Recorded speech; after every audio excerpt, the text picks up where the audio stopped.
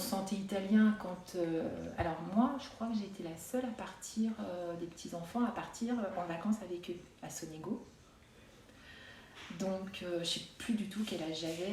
Pour moi, j'étais encore à l'école...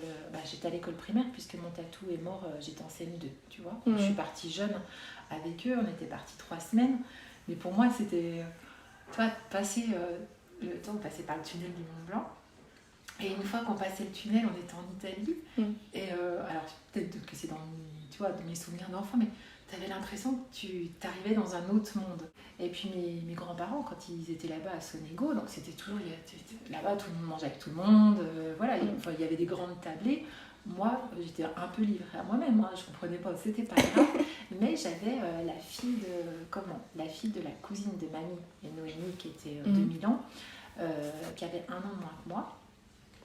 Et Stéphania, elle s'appelait, enfin elle s'appelle toujours, et du coup on se comprenait pas, mais on a passé nos 3 semaines ensemble et c'était top.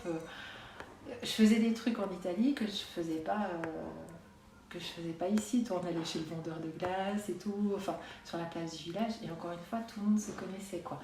Donc pour moi je me sentais différente là-bas, parce que je me sentais pas du tout italienne pour le coup, parce que j'étais complètement perdue dans leur truc. Oui. Mais quand j'étais rentrée, j'étais toute fière de dire à mes copines que mes grands-parents avaient une maison en Italie. Bon, j'avais oublié de dire qu'ils étaient 15 sur la maison. Mais...